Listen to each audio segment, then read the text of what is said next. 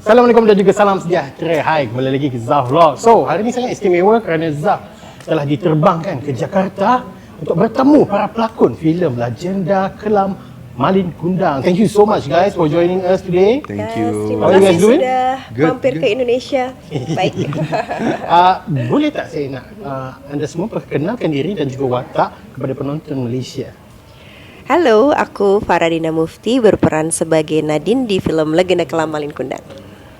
Halo, saya Rio Dewanto, berlakon sebagai Alif di film Legenda Kelam Malin Kundang. Halo, saya Foni Anggraini di film Legenda Kelam Malin Kundang berperan sebagai Ama. Nak cakap bahasa apa ni? Bahasa Melayu. Hai, saya Gambit Saifullah, seorang peguam. Nama dia Iqbal kat sini. Tapi kalau sini peguam kita panggil pengacara. Oh, okay. Alright, sebelum kita pergi ke soalan-soalan filem, aku ingin tahu filem kegemaran you guys daripada Malaysia. Silakan. Nak discuss apa pula ni? Judul filmnya adalah Pascal karena diperankan oleh Gambit. Ni dah komplot ni. Filmnya Gambit, Pascal. Power gila. Have you seen it? Pascal. Yes, of course. Gambit, ni apa ni? Kau bayar apa ni? Currency bayar. Kalau dia orang sebut Pascal, for me ada satu filem, there's a few, tapi I ingat satu filem tu bila I kecil I suka. Dia nama dia Merah.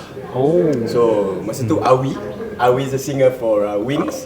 Dia ada satu line. Sudah kau cium tangan mak kau sebelum kau keluar rumah tadi. Itu I suka. Nice. Oh, saya suka film Adrian Teh. Oh, ya, cantik. good. Ya, Filem apa? ya yang ada di Netflix. Jangan dulu. Ya ada banyak soalnya kan. Ya, banyak di Netflix. Okay, Legenda Kelam Malin Kundang. Apa yang bedanya? Apa yang beda dengan semua orang tahu tentang Malin Kundang? Tapi kenapa dibuat filem? Apa yang beza di antara filem dan juga the original story about it? Ya, cerita Legenda Malin Kundang sendiri di Indonesia terutama memang sudah hidup ratusan tahun gitu dan itu udah menjadi memori dari masa kecil masyarakat di Indonesia kebanyakan. Dan film ini lebih menggambarkan tentang sisi yang lebih kelam dan dikemas secara modern dan sebisa mungkin lebih dekat dan lebih relevan dengan masyarakat atau kehidupan masyarakat zaman sekarang gitu. Ya, itu yang membedakan mungkin. Ya. Pak Radina, bagaimana berlakon di dalam film ini? Adakah ini satu pengalaman yang berbeda dengan film-film sebelumnya? Setiap saya mengambil sebuah proyek, pasti saya mengharapkan sesuatu yang berbeda dari karakter yang akan saya mainkan gitu. Begitu juga di sini, banyak banget perbedaan dan saya seperti menemukan kehidupan baru di diri Nadine itu sendiri gitu. Karena juga di sini karakter Nadine itu cukup misterius dan bisa membuat orang bertanya-tanya sebenarnya apa sih maksudnya dari Nadine sebagai istri dari Alif atau Malin Kundang itu. Jadi ini sangat menarik banget karena di filmnya sendiri banyak twist yang mungkin tidak bisa ditebak-tebak di awalnya. Ya benar, tadi pun aku fikir ini bukan psychological thriller, ini mystery thriller. Sebab kita nak tahu apa kisah benar tentang Malin Kundang ni kan. So, Oni, tadi masa tengok tadi ramai penonton berikan tepukan yang paling gemuruh pada you after your performance. So, how was it like to be cast in this A-list of pelakon? How was it pelakon dalam filem ini? Setiap karakter di film ini kan punya rahasia ya. Nah, itu menariknya. Jadi Ama ini juga menyimpan banyak rahasia. Memerankan Ama merupakan tantangan tersendiri buat saya karena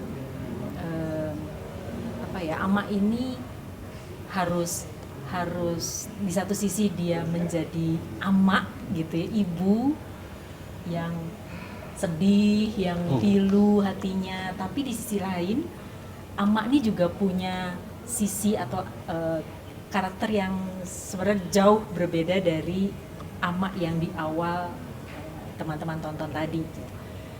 Itu tuh jaraknya lumayan, range-nya tuh lumayan jauh ya. Jadi saya sih jadinya memerankannya in the moment aja. Jadi kalau saatnya harus bersedih ya sedih aja udah.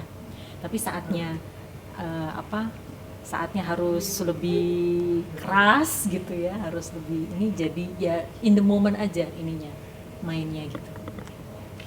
Gavin, representing Malaysia, apa perasaan kau dapat berlakon dalam Cummins Pictures bersama dengan penerbit Joko Anwar? Happy, syukur. And I think sebenarnya yang dekat Malaysia tahu lah kan, I memang memilih for the best of the karya, walaupun dari segi arts ataupun daripada segi commercial. If not, I produce. That's why that day all the time. So I think one of the moment yang paling I appreciate was bila my last day of shoot dan kita ada borak Joko and I. Saya cakap kat dia, sebelum ni memang Indonesia ada offer, tapi mostly sinetron. Dan yang tahu saya berperiksaan ni lah kan. But bila kita tunggu, bila timing tu betul, dan benda tu rasa worth it. Rasa best. Saya, sebab dia macam you travel dunia juga. Kalau kita shoot macam satu kelompok dekat sini je, you akan dapat experience kat situ. Kalau you shoot sini, you dapat sini. Tapi kalau you ikut orang macam tu. Tapi kalau you travel sini, tapi ada pendirian you sendiri, then create lah seorang actor tu daripada apa yang terbaik. Because there's no right or wrong. So that feeling, I think, blessed to act with all the good cast. Yeah, I'm just blessed. InsyaAllah kita boleh belajar something. There's no right or wrong, tapi kita boleh belajar something dari mana-mana pun.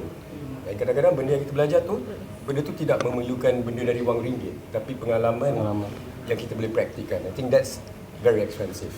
Things that you cannot buy with money. Right? Nice.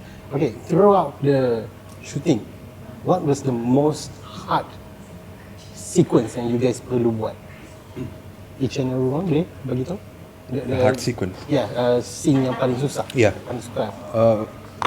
Mungkin karena tadi director sempat bilang bahwa ini syutingnya nggak chronological, jadi untuk menyamakan atau apa namanya agar emosinya nggak putus dari awal sampai akhir, mungkin itu ya yang jadi tantangannya, karena ya tiba-tiba kita harus loncat scene ini dan harus tahu kira-kira untuk mendeliver emosi ini ya perlu momen untuk apa namanya conditioning gitu, untuk ngobrol sama diri kita, oh kira-kira scene ini mau diapain, dan juga diskusi sama director gitu ya. Itu sih yang mungkin yang challenging ya. Jadi ada satu scene, kalau lebih spesifiknya tuh kalau aku ada satu scene di mana kita bertiga tuh bertemu, dan itu scene yang cukup emosional, cukup intens dan penuh dengan berbagai macam emosi di dalam dirinya Nadine. Kenapa kau senyum-senyum? Tahu ya, kau paham ya? Itu tadi. Aku takut nanti dia masuk Malaysia. Betul. Tak ada sini tu.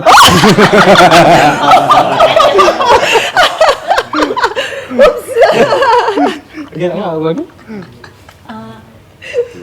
Kalau untuk saya tiap scene sebenarnya punya tantangannya sendiri-sendiri ya. Saya memang secara intens tuh sama Alif ininya, scene-scene-nya. Yang paling menantang sih di scene kita kejar-kejaran ya. Di bawah kolam. Gimana? Scene yang kejar-kejaran di bawah sampai akhirnya di Oh, itu, kolong ya. itu. Dari sisi teknis kan harus lari-lari dan itu agak sulit juga gitu ya. Secara fisik juga harus, karena itu kan diulang-ulang juga gitu, ada beberapa kali ulang. Kemudian itu harus persis di tengah celah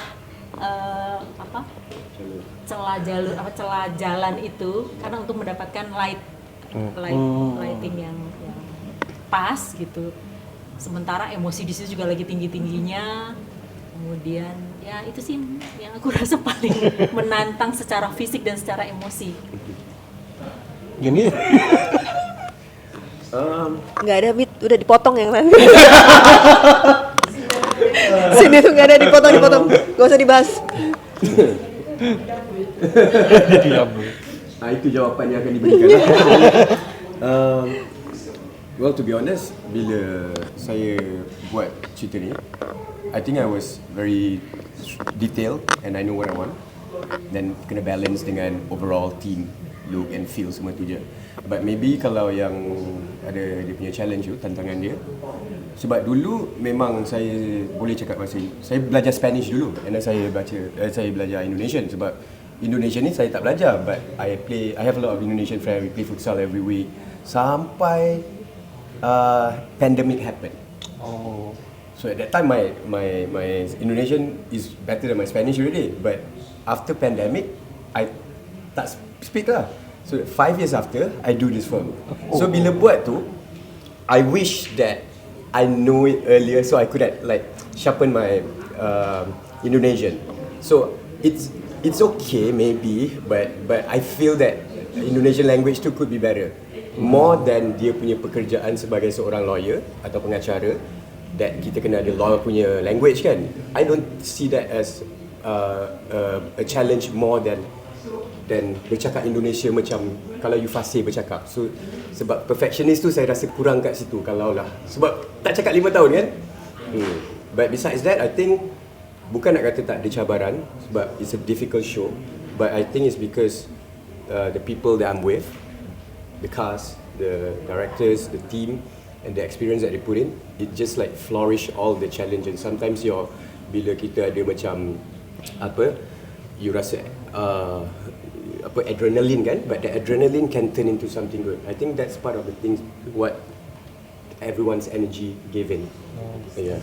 So with success in it, Okay. very blessed. Alright, my last question is related to what we've talked about just now. Filem-filem di Indonesia apabila dibawa ke Malaysia akan melalui satu tapisan LPF. Dia akan tapis mana-mana sekuens yang keterlaluan dia akan buang. Bagi penanganan pelakon-pelakon di Indonesia, adakah itu satu halangan ataupun satu macam perosak experience penonton untuk pergi tonton filem ini di Pawagam? Apa pandangan guys? Ya, kalau dari saya sih kita harus menghormati juga ya. Maksudnya di setiap negara pasti punya regulasinya masing-masing, punya peraturannya, dan ya wajib untuk kita hormati itu. Dan kalau memang tidak bisa dipertontonkan adegan yang mungkin di negara ini bisa, di negara itu bisa, ya kita harus berdamai dengan itu tanpa ada rasa kesal atau apa. Tapi ya kita sebagai filmmaker sih, saya berharap ceritanya tetap terdeliver dengan baik, dan ya penonton tetap masih bisa menikmatinya gitu ya.